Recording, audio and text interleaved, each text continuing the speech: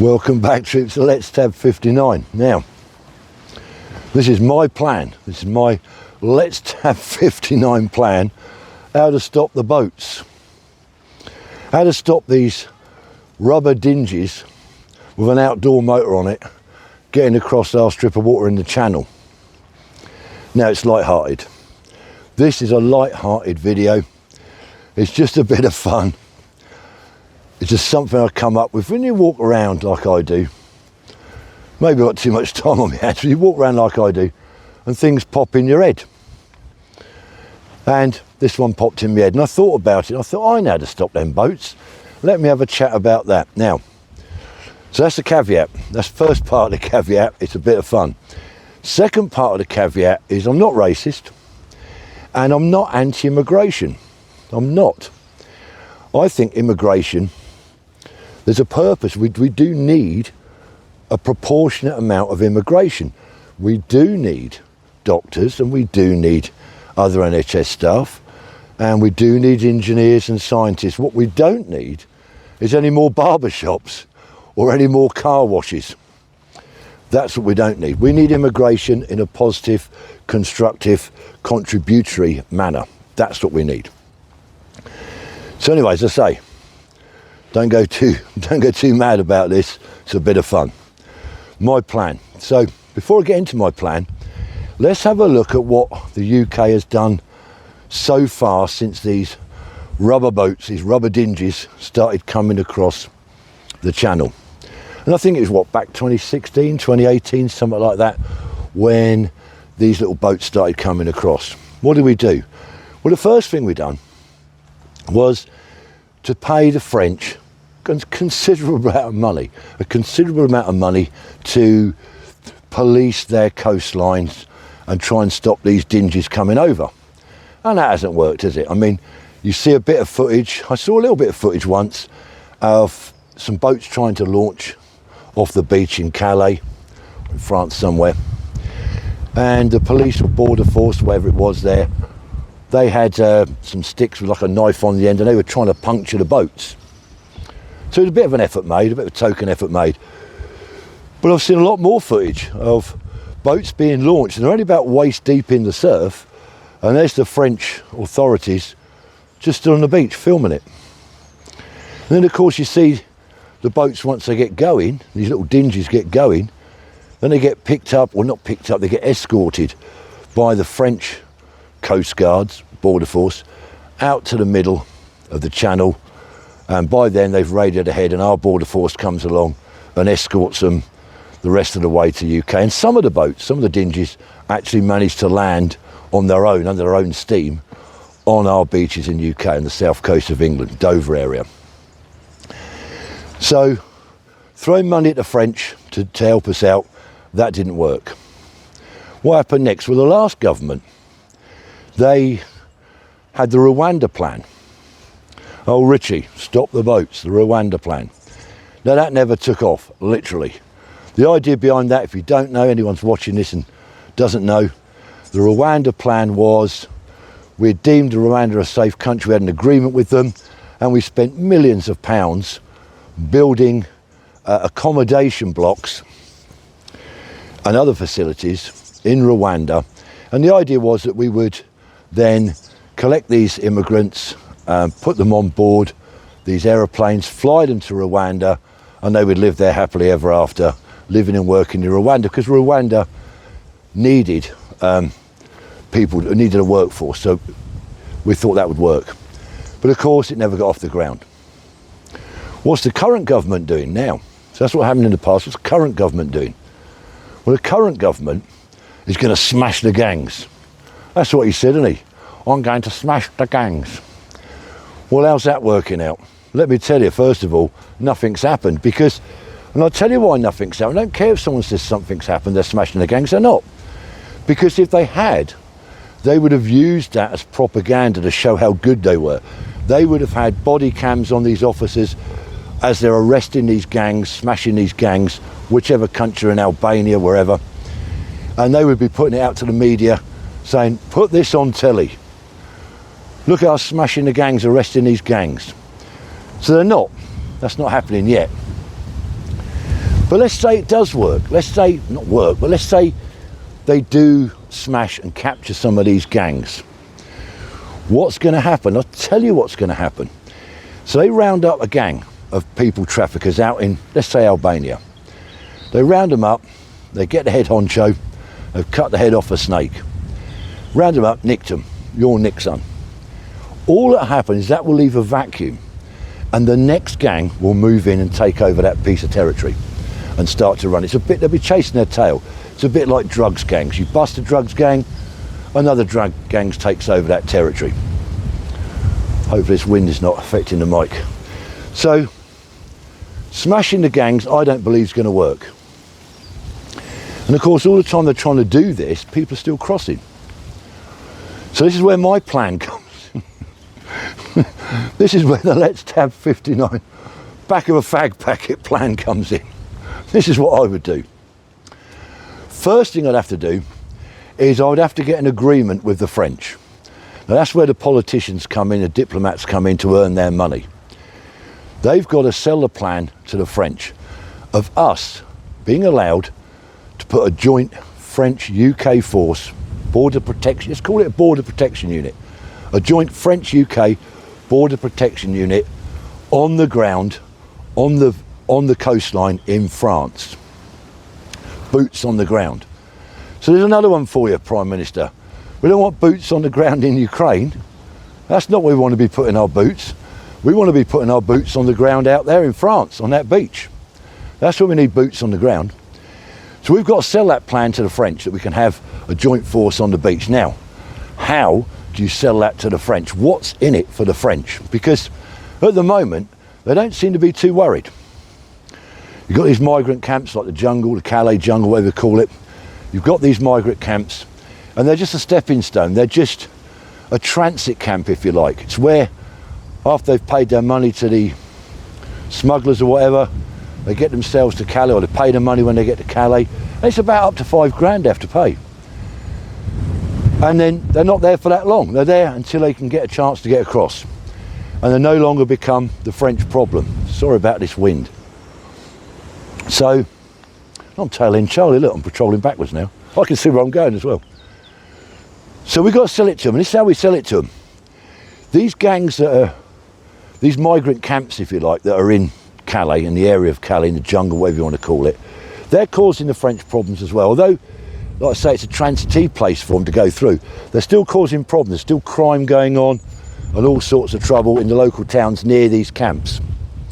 They're causing problems.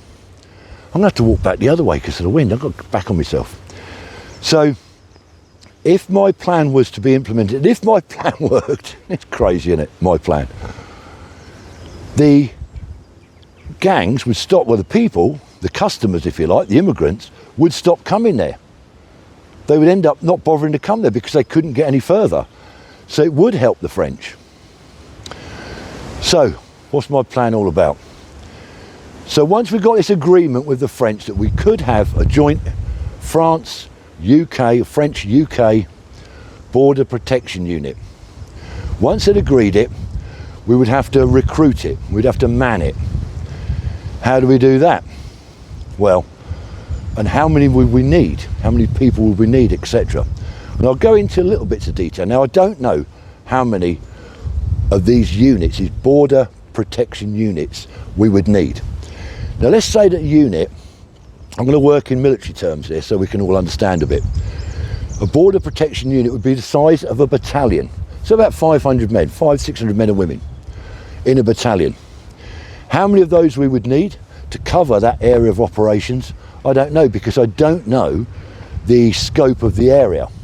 I don't know the left and right boundaries of the beach, of where they're launching from, where they're organising from. So that would determine how many of these border protection units, battalions, we would need.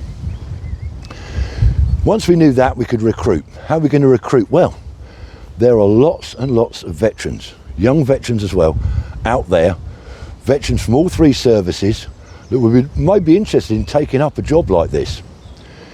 Also, veterans from the police service, veterans maybe from the fire brigade, prison service, people that have, let's dob in here, people that have done a bit of service in one of those sort of forces and have come out, but they're still young enough to do something else, and maybe they're not sure what to do, or they've fallen into crap jobs they're bored with. They might be people we could recruit. And also you could take veterans up until they're 60 odd, because there's going to be jobs within these border protection units out on the ground that need people that aren't out on the ground doing the actual guarding, if you like. People like communications, intelligence, watchkeepers, operations officers, logistics, drivers, chefs, medics, all that sort of thing. So that's what you will need to recruit. And like I say, how many I don't know.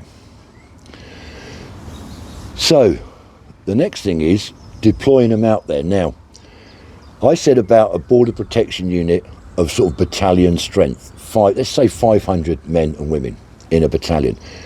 They're going to need infrastructure to set up.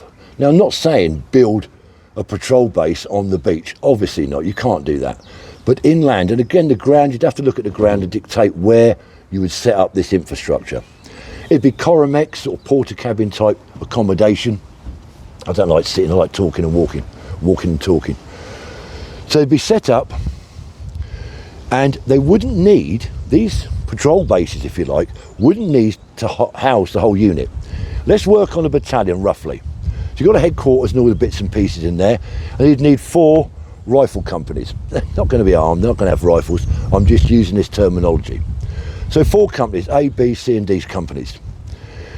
You'd only need accommodation and infrastructure to support the headquarters unit and just two of those companies. It would rotate, so you'd have a company, for instance.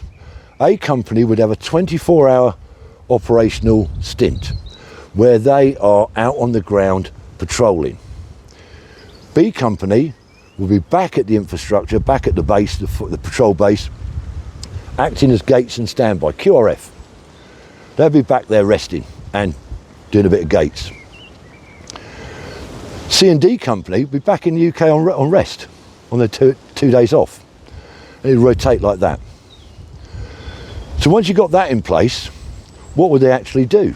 Well, as I say, let's work on A company. Let's talk about A company. A company would be out on the ground conducting things like standing patrols.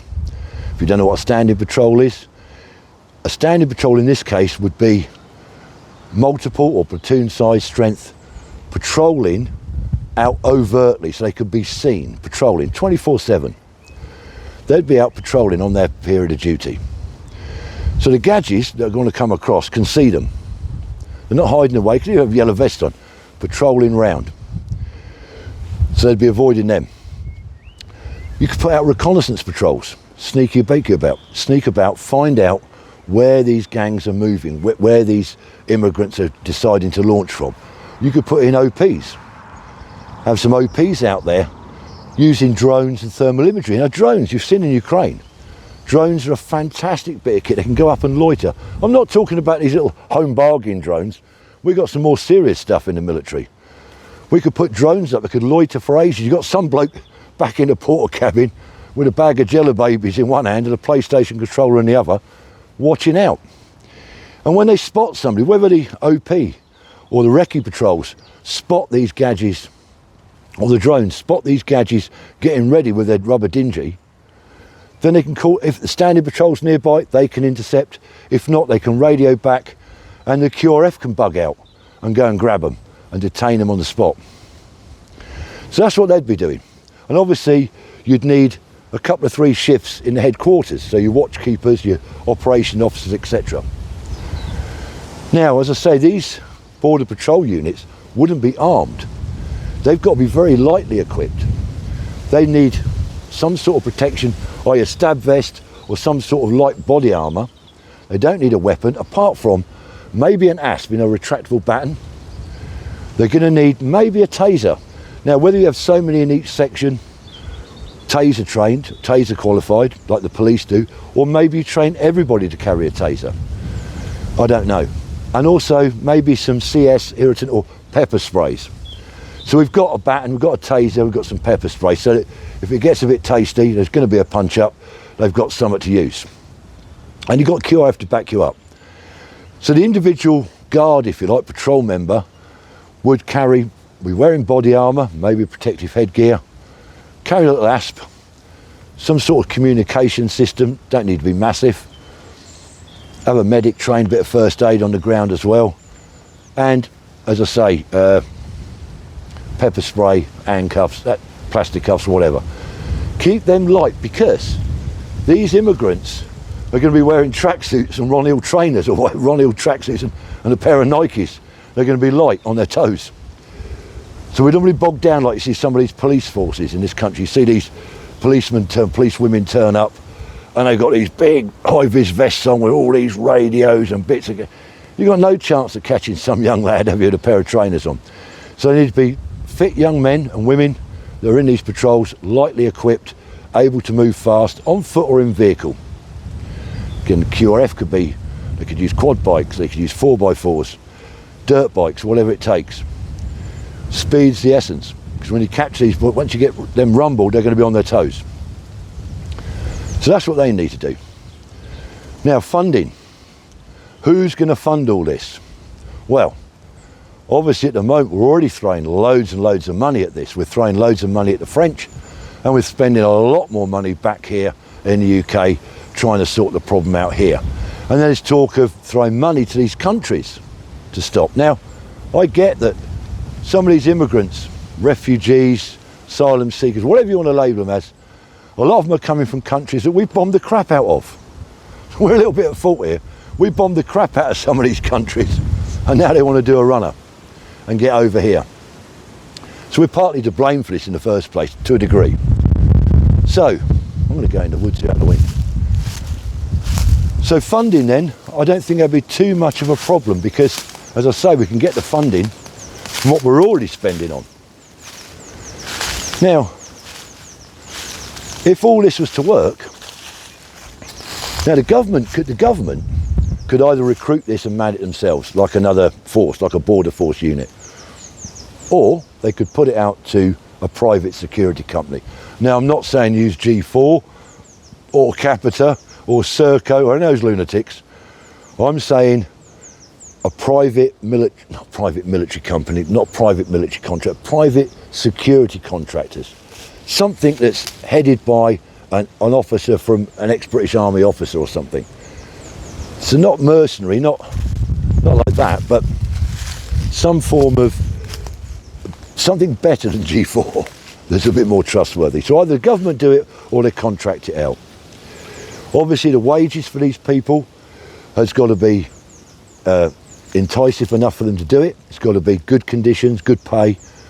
And I don't think they'd have a problem. I think if we spent the money, I think we'd stop the gangs. That's how we'd stop it, because we could use psychological warfare. Once we started to do this, we could use a bit of psyops, a little propaganda in our court, because once we start using video footage of catching these gangs covertly, ambushing them, arresting them, got to take them somewhere. Obviously, you're going to have to set up a detention centre out there where you house these people, process them, and get them out of Dodge. That's got to happen. They've got to be sent back to their countries, without a doubt. Unless they've got an absolutely gold-plated platinum reason to do a runner.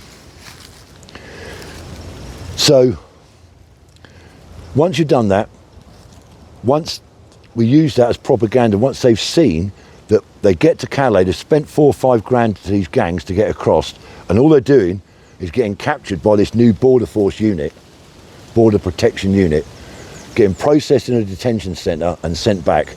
They're not going to come back anymore. Once you're getting a 99.9% success rate, they're going to stop. The gangs won't have any more customers. Therefore, they'll stop coming. Now, if I was one of these guys, if I was a young man living in one of these countries that was no hope, no future, and I'd got friends in the UK and that, and I'd got a bit of money, of course I'd be on one of them boats myself. I'm not blaming them, I get, and if they're gay and they're from a country where you can't be gay, I can understand all these, I understand their problems, but we can't keep accepting them. We just don't have the room, we don't have the infrastructure, we don't have the capacity. We're running out of all of that. My little Let's Tap 59 plan on the back of a fag packet, it's not foolproof, it's a bit of a laugh. It's just an idea. So there it is. I'd be interested in what you think of my silly little plan. Obviously, like I say, it's tongue-in-cheek, it's not for real. It's just an option. You've got to think outside the box sometimes. That's what I'm doing. I'm trying to think outside the box. If the Prime Minister is watching this, listen here, Prime Minister. First of all, you're not getting a T-shirt. You're not getting a Let's Tab 59 T-shirt. And secondly, that's my plan. Consider it. I'm not saying do it, Prime Minister. I'm saying consider it. Anyway, troops, if you're new to my channel, you haven't subscribed, please consider it. I'm not saying do it, I'm saying consider it. Stay safe, everybody, until the next time. And it won't be long. Remember, let's tab.